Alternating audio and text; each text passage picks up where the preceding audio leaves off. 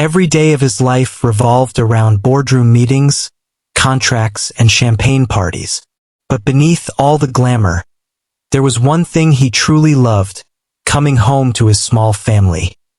His beautiful wife Preeta, and their 1-year-old son, Aarav.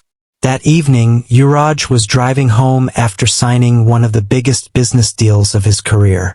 His phone buzzed with congratulatory messages, his mind still calculating profits and strategies. Yet, for the first time in weeks, he allowed himself a smile. Tonight, I'll surprise Preeta. Maybe take her out for dinner, or just enjoy a family night together, he thought. But the moment he stepped into his lavish mansion, a strange silence greeted him. Usually, the air was alive with Aarav's laughter and Preeta's voice humming softly around the house. But today there was nothing. The silence felt heavy, almost unsettling. Dropping his briefcase, Youraj walked quickly toward the kitchen, and what he saw there froze him in place. In the center of the kitchen counter sat a large cooking pot, and inside that pot was Aarav. Yes, his baby boy, smiling innocently, waving a tiny fist that held a fresh green sprig of parsley as though it were a toy. Around him lay scattered vegetables, bright red tomatoes, long carrots, leafy greens. And standing by the stove, wide-eyed and pale, was Preeta.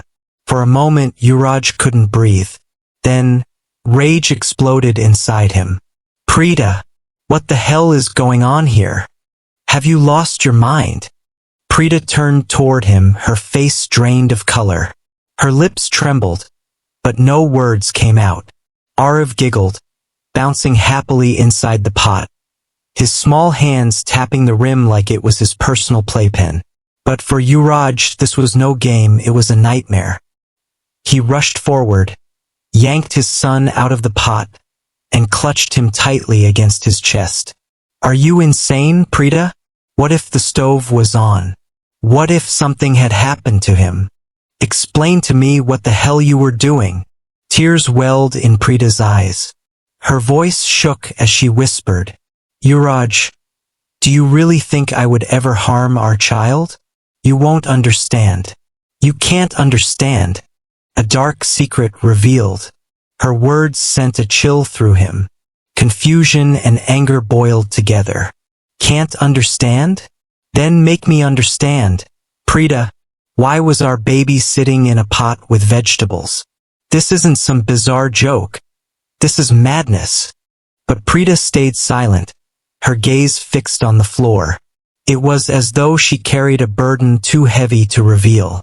And that's when Youraj realized this wasn't just about a pot or vegetables. There was something far deeper, something darker, hiding behind her silence. Strange behavior. For weeks, Youraj had noticed subtle changes in Preeta. She often stayed awake late at night, sitting alone in the kitchen, whispering to herself. Sometimes she flinched at sounds that weren't there. He had brushed it off as stress, as the overwhelming weight of motherhood. But now, seeing his baby in that pot, surrounded by vegetables, he knew this wasn't stress. This was something else. Finally, Preeta lifted her tear-filled eyes to him and spoke in a trembling voice. I hear a voice. Every day, when you're away and I'm alone with Aarav, I hear someone telling me to protect him. But in a strange, twisted way. Youraj's chest tightened. What kind of voice? What are you talking about? Preeta shivered, her voice cracking. It tells me that Aarav will only be safe if I place him among vegetables, as if he were part of some recipe. I know how insane it sounds, but the voice, it feels so real. I can't ignore it, Youraj. I can't. Youraj's shock. The room spun around him. Was this paranoia, a breakdown, or something far more sinister? He tightened his hold on Aarav, who giggled, blissfully unaware of the storm brewing around him. Inside Youraj's mind, one thing became clear. Preeta was either losing her sanity, or they were dealing with something unnatural, something that defied logic. Either way, the truth had to come out. Whatever this is, Youraj thought grimly, I'll uncover it, because this isn't just about Preeta's mind. This is about my son's life. The suspense builds. That night, Youraj couldn't sleep. Preeta's words kept echoing in his head. The voice tells me, Aarav will only be safe if I put him among vegetables. He decided that starting tomorrow, he would watch her closely. Every move, every word, every glance. If there was truly a voice, if there was truly something haunting their home, he would find it. What he didn't know was that this discovery was only the beginning. The days ahead would unravel secrets so shocking, so terrifying, that life as he knew it would never be the same again. Youraj barely closed his eyes that night. The mansion, usually a symbol of his triumphs and wealth, felt haunted in its silence. Every creak of the walls, every rustle of the curtains made him wonder if the voice Preeta spoke of was lurking somewhere in the shadows. Aarav slept peacefully between them, his tiny breaths a reminder of what was at stake. Preeta lay beside him, her back to Youraj, but he could see her shoulders trembling as if she were fighting silent sobs. He wanted to reach out, to demand answers, but he held himself back. He needed clarity, not accusations. At dawn, Youraj sat in his study, sipping black coffee and staring at the security monitors he had installed months ago for protection. He had never paid much attention to the cameras placed around the house, especially in the kitchen. But now he scrolled through hours of footage, desperate to catch a glimpse of what Preeta had been doing when she was alone. At first, nothing seemed unusual, her preparing meals, washing dishes, playing with Aarav.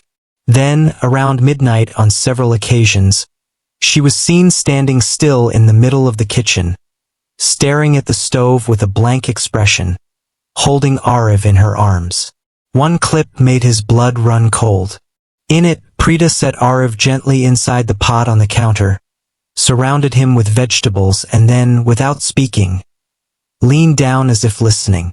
Her lips moved, as though answering someone who wasn't there.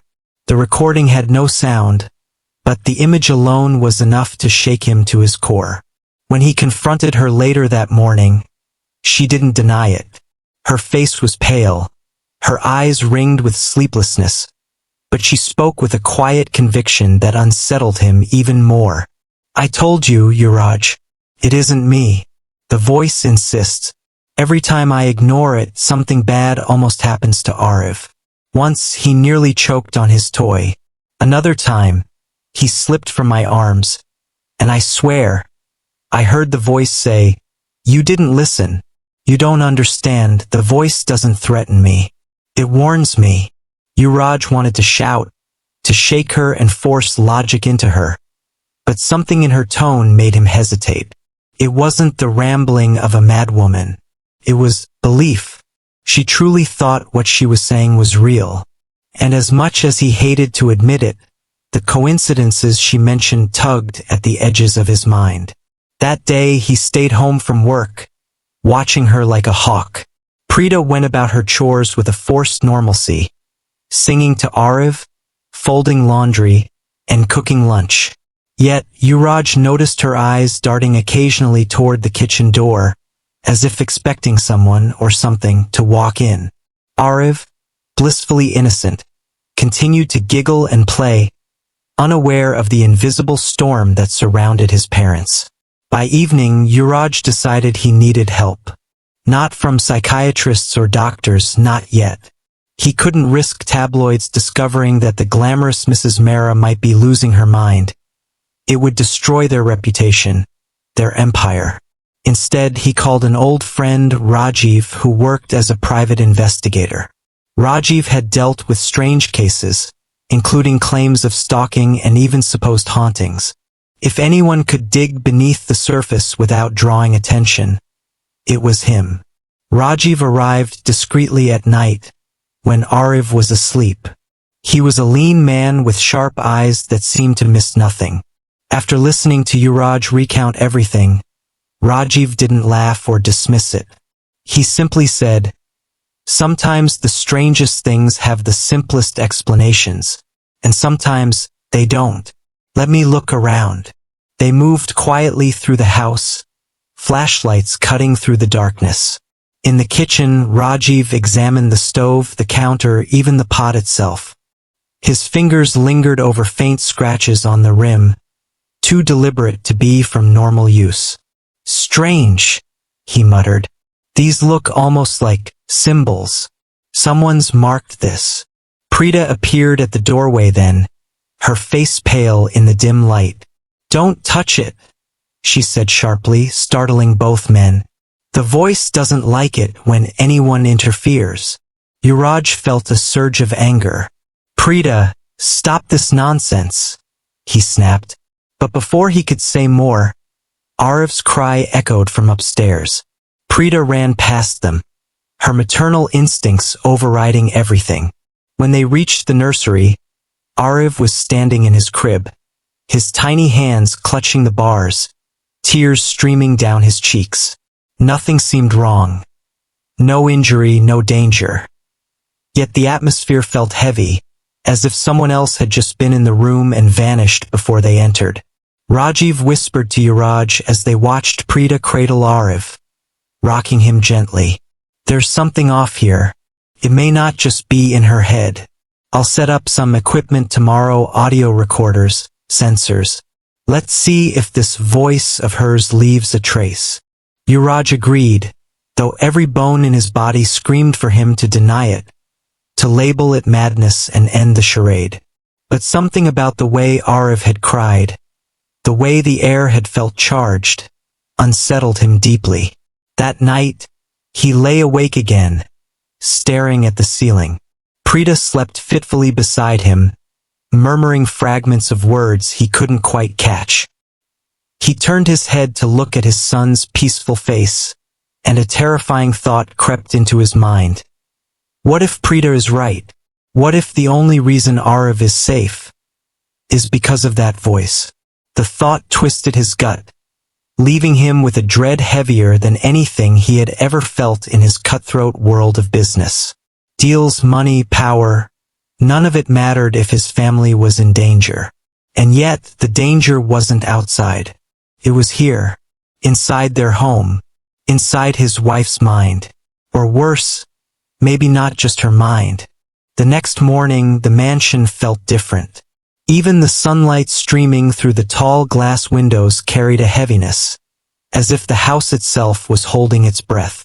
Rajiv arrived early, carrying a black duffel bag filled with equipment, voice recorders, motion sensors, small cameras. Youraj, though skeptical, allowed him to set everything up. Anything that could prove this voice wasn't real would help him bring Preeta back to reality. Preeta, however, watched nervously from the corner as Rajiv installed a recorder near the stove and placed another one close to the pot. "You shouldn't provoke it," she whispered. "It doesn't like being recorded." Rajiv gave her a calm, professional smile. "If it's real, Mrs. Mehra, then it should show itself. And if it isn't, then you'll know it's only in your mind." That sentence stung Youraj. He hated the thought of his wife being unstable, yet part of him prayed Rajiv was right, that this was just her imagination, because the alternative was far too terrifying. The day passed uneventfully. Preeta tried to stay busy with Aarav, forcing herself to act normal, while Rajiv and Youraj kept watch. By evening, the recorders had captured nothing unusual, just the mundane sounds of a household. For the first time in days, Youraj allowed himself to relax. He almost laughed at himself for letting Preeta's paranoia infect him. But then night fell. Around midnight, when the house was cloaked in silence, a faint noise stirred in the kitchen. The motion sensor light flickered on, and Rajiv's equipment began recording. From the bedroom upstairs, Youraj, unable to sleep, heard it too. A low murmur, almost like a whisper carried on the wind. He froze, straining his ears. It wasn't Preeta. She was asleep beside him. He rushed downstairs, Rajiv right behind him. The kitchen light flickered once, then stabilized. On the counter sat the pot, and though no one was near it, the recorder picked up a voice. Soft, eerie, distorted. Protect him, among the harvest. Only then will he live. The sound chilled Youraj to the bone. Rajiv's eyes widened as he replayed it on the device, confirming it wasn't interference. It was a voice, clear enough to send shivers through both men. At that very moment, a scream pierced the house. Preeta. They bolted upstairs to find her sitting upright in bed, clutching Aarav to her chest, her eyes wide with terror. It was here, she gasped. The voice. It was in the room this time. It said someone is coming for him. It said we don't have much time. Youraj tried to calm her, but his hands were trembling. He had just heard it himself. No longer could he dismiss it as imagination. Someone was indeed in their house. The next few days blurred into a haze of fear and tension. Rajiv continued his investigation, placing more equipment, staying at the mansion with them. He uncovered old blueprints of the property and discovered that before it was renovated into the lavish home Youraj had bought, the land had once belonged to a farmer. And not just any farmer. Rumors said he had been obsessed with dark rituals involving crops and sacrifices. The locals called him the Keeper of the Harvest. His disappearance decades ago had never been solved. When Rajiv shared this, Preeta broke down in tears. That's why it speaks of vegetables of harvest. Don't you see? It's him, his spirit. He wants Aarav as part of his offering. Youraj slammed his fist on the table. No, I won't let some ghost story dictate my family's life. We'll get rid of this. We'll burn the damn pot if we have to. But as soon as he said those words, the kitchen lights flickered violently, and the sound of a child's laughter, Aarav's laughter, echoed from the empty room downstairs. Yet Aarav was in Preeta's arms at that very moment, his face buried against her shoulder. Rajiv's face turned grim. It knows we're trying to fight it. That's a warning. That night, Youraj couldn't escape the sense of being watched. Shadows seemed longer, colder. Twice, he thought he saw movement in the corner of his eye. A figure hunched, with something like a sickle glinting in the dark. When he turned, nothing was there. Preeta refused to leave Aarav's side, rocking him endlessly, whispering prayers under her breath. Youraj lay awake beside them, his heart pounding, realization sinking in deeper with every breath. This wasn't just about protecting his family from an unseen force. It was about outsmarting something that thrived on fear, on ritual, on the very essence of harvest and sacrifice.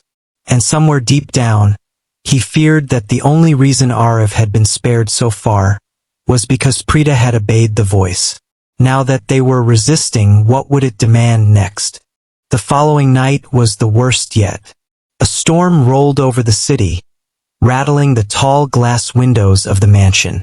Rain pounded against the walls, thunder shook the ground, and every flash of lightning carved ghostly shapes into the corners of the rooms. Youraj had insisted on keeping Aarav in their bedroom, never letting him out of sight. Preeta sat in the armchair with their baby clutched to her chest, humming broken lullabies that trembled with fear. Rajiv stayed awake downstairs, surrounded by his equipment, listening. The recorders clicked, static hissed, and once in a while a distorted murmur slithered through the speakers, making the hair on his arms rise. He scribbled notes, his face grim. Then, just after midnight, one of the cameras blinked with static before clearing. In the grainy footage, the pot on the counter was no longer empty. Vegetables appeared, fresh and glistening, though no one had placed them there. And then, slowly, almost deliberately, the image of a shadowy figure bent over the pot, its long hands arranging the vegetables, as if preparing for a meal. A second later, the feed cut to black. Rajiv ran upstairs to wake Youraj, his voice urgent. It's here. It's manifesting. And it wants Aarav. Youraj felt a cold dread grip his chest. He looked at Preeta. Her eyes were wild, filled with terror, but also with an unsettling certainty. I told you, she whispered. It won't stop until the ritual is complete. Youraj held her shoulders tightly. No, we're not giving in to this. We'll fight it. But even as he spoke, a sharp sound echoed through the mansion, like metal scraping against stone. All three of them froze. The sound grew louder, closer, moving through the hallways, dragging across the marble floor. Aarav stirred in Preeta's arms, beginning to cry. The lights flickered, then went out completely, plunging the house into darkness. In the silence, a voice emerged, deep, guttural, and filled with hunger. Among the harvest, the child belongs. Preeta screamed, clutching Aarav tightly. Youraj fumbled for the flashlight, its weak beam cutting across the room. For an instant he saw it, the figure standing in the corner. Tall, cloaked in shadow, its face hidden, but its eyes glowing faintly like embers. In one hand, it held a curved sickle, dripping with something dark that sizzled as it touched the floor. Then the light flickered again, and the figure vanished. Rajiv cursed under his breath. It's stronger than I thought. It's tied to this land, to the ritual. That pot, it's not just cookware. It's an anchor, a vessel. That's why it keeps appearing. Youraj's mind raced. Then we destroy it. But Preeta's voice cracked with desperation. No. If you destroy it, it will come for Aarav directly. Don't you see? The pot is keeping it at bay, binding it to the ritual. As long as we follow, he's safe. Her words cut into him. Was she right? The idea of obeying this monstrous entity sickened him, but what if Preeta was right? That it was the only thing keeping their son alive. The scraping sound came again, this time just outside the bedroom door. Aarav wailed louder, his cries echoing through the mansion like an alarm. The handle rattled, as though something, or someone, was trying to force its way inside. Youraj grabbed the closest thing he could, a heavy lamp, and stood in front of his family, his heart hammering against his ribs. If it wants my son, it will have to come through me. The door suddenly went silent. Seconds stretched like hours. Then, from the other side, came the faintest whisper, chilling them all to the bone. You cannot protect him forever. The handle stilled. The scraping retreated, fading into the storm. But none of them slept that night. Preeta clung to Aarav as if letting go would mean losing him forever. Rajiv sat with his gun in hand, though deep down he knew bullets wouldn't stop what they were facing. And Youraj, he stared at the shadows until morning, knowing the battle had only begun. When dawn broke, the mansion seemed calm again, but the fear hadn't left. Over breakfast, Rajiv spoke quietly, his eyes fixed on the pot in the corner of the kitchen. If this is the spirit of the farmer, if he truly was the keeper of the harvest, then he believes Aarav is the final offering he was denied in life. That's why he's bound here. That's why he won't stop. Youraj's jaw tightened. Then we'll find a way to end him. Permanently. But Preeta shook her head, her face pale. You don't understand. This isn't something you can just end. He doesn't want us. He only wants Aarav. And he will never stop. Her words lingered like poison in the air, a truth too dark to ignore. That evening, when the sun dipped once more and the shadows grew long across the marble floors, Youraj knew with terrifying certainty. The spirit wasn't done with them. It was only growing stronger. And sooner or later it would return, not with whispers, not with warnings, but to claim what it believed was rightfully its. The night came heavy, suffocating. Clouds smothered the moonlight, and the mansion stood cloaked in darkness, a lonely fortress surrounded by restless winds. Youraj sat in the study with Rajiv, their eyes fixed on the monitors. Every corridor, every corner of the house flickered in grainy black and white. Preeta stayed upstairs, holding Aarav close, refusing to let him out of her sight for even a moment. At first, the screens showed nothing unusual, but around midnight, the air changed. The lights on the sensors blinked red, one after another, as though something invisible was moving through the house. Rajiv leaned closer, adjusting the volume on one of the recorders. Static filled the room, then a low, chilling chant seeped through the speakers. Words that were old, broken, but unmistakable. Blood of the harvest, life of the seed. The child must feed the soil. Youraj's skin crawled. He slammed his fist on the desk. This ends tonight. Then, from the corner of one monitor, movement. The pot, sitting alone on the counter, began to shake. Slowly at first, then violently, as if unseen hands were stirring it. Vegetables spilled across the marble floor, rolling like offerings toward an altar. Then came the sound, a deep, guttural laugh that didn't belong to any living thing. The kitchen camera went dark. At that exact moment, Preeta's scream shattered the night. Youraj and Rajiv bolted up the stairs, hearts pounding. The nursery door was wide open, the curtains whipping wildly as though a storm raged inside the room. Preeta stood by the crib, clutching Aarav, her face streaked with tears. Across the room, in the shadows near the window, the figure loomed. Taller now, clearer, its skeletal frame cloaked in rags that seemed woven from dead leaves and soil.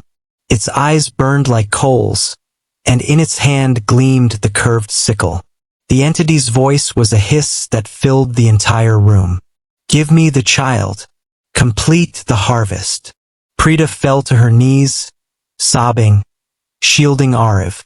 Please no. Take me instead. Youraj surged forward, rage overpowering fear. You will not touch him. He swung a heavy iron candlestick he'd grabbed from the hallway. For a split second, the weapon connected, the figure hissed, its form rippling like smoke, but then it reformed, taller, angrier. Rajiv fired his gun, 3 sharp blasts that echoed through the mansion. The bullets tore through the figure, splintering the window behind it, but the spirit only laughed, a sound like rusted blades grinding together. The sickle raised.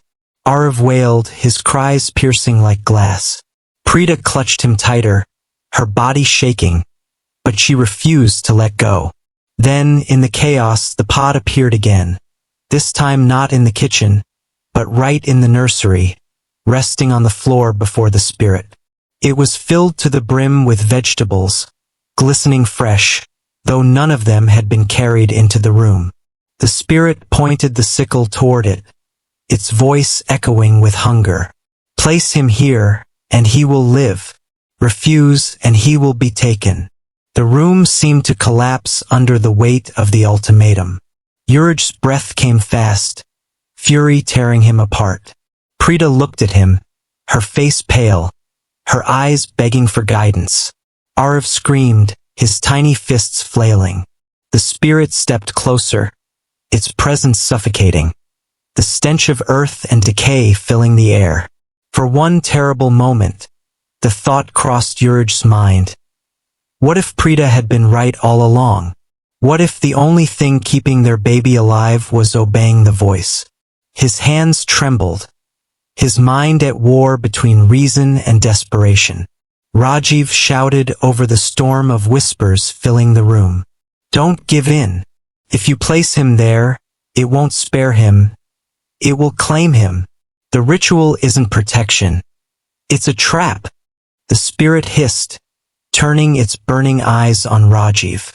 With a single swipe of its sickle, it slashed across the floorboards, leaving a deep, smoldering mark in the wood. Rajiv stumbled back, narrowly avoiding the strike. Preeta screamed again, rocking Aarav, her sobs drowning in his cries. "What do we do, Youraj?" Time seemed to freeze. In that instant, Youraj made his choice. He lunged forward, kicking the cursed pot with all his strength. It flew across the room, crashing into the wall, vegetables scattering in every direction. The spirit roared, a sound that shook the entire mansion, its form flickering like a dying flame. But instead of vanishing, it turned its rage fully on them. The walls groaned, the lights shattered, and the sickle raised high above its head. This was no longer about whispers or warnings. The keeper of the harvest had come to claim its prize by force. And for the first time, Youraj realized that this battle might end not with survival, but with sacrifice. The spirit's roar rattled the mansion like an earthquake, dust falling from the high ceilings, windows cracking under invisible pressure. The keeper of the harvest towered over them now, its form shifting between shadow and flesh, its glowing eyes locked on Aarav. The sickle gleamed as it swung downward with terrifying speed. Youraj barely managed to pull Preeta and Aarav aside. The blade struck the floor where they had been, splintering the wood into jagged shards. Rajiv shouted, firing his gun again and again, but the bullets passed through as though the spirit were made of smoke. Still, the creature staggered with each shot, its form flickering like a candle flame in the wind. Youraj knew brute force wasn't enough. He grabbed Aarav from Preeta's trembling arms and held him close. "Listen to me, Preeta," he said, his voice fierce. "This thing has no power unless we believe in its ritual. It feeds on fear, on obedience. That's why it keeps demanding we follow its rules. The moment we stop, really stop, it loses." Preeta shook her head, sobbing. "But what if you're wrong? What if he dies?" Youraj looked into her eyes, then down at his crying son. "Then I die first," the spirit screeched, rushing forward. Vegetables appeared out of thin air, rolling across the nursery floor, gathering at the shattered pot like loyal soldiers. The sickle raised again, and the voice thundered, "The harvest must be fed." Rajiv dove forward, tackling the pot, smashing it again against the wall. Cracks split down its side, black smoke leaking from within. The spirit howled, recoiling violently as if wounded. "Break it!" Rajiv shouted. "It's the anchor." With a surge of desperation, Youraj grabbed the cracked pot and hurled it with all his strength out the nursery window. It smashed against the stone path below, shattering into dozens of shards. For a heartbeat, silence fell. Then the spirit screamed, a horrible, earth-shaking wail as its form began to unravel. The walls of the mansion shuddered. The sickle dissolved into dust. The figure thrashed, shrinking, its burning eyes dimming into nothing. Finally, with one last unholy cry, it imploded into darkness and vanished. The storm outside ended instantly. The rain stopped. The house went still. For the first time in days, silence wasn't terrifying. It was relief. Preeta collapsed to the floor, sobbing with Aarav in her arms. Rajiv leaned against the wall, breathing heavily, his hands shaking. And Youraj, his chest heaving, stared at the empty space where the keeper of the harvest had stood. The smell of soil and rot lingered, but the presence was gone. Hours passed before anyone spoke again. Preeta finally whispered, "It's over, isn't it?" Rajiv nodded slowly. The pot was the tether.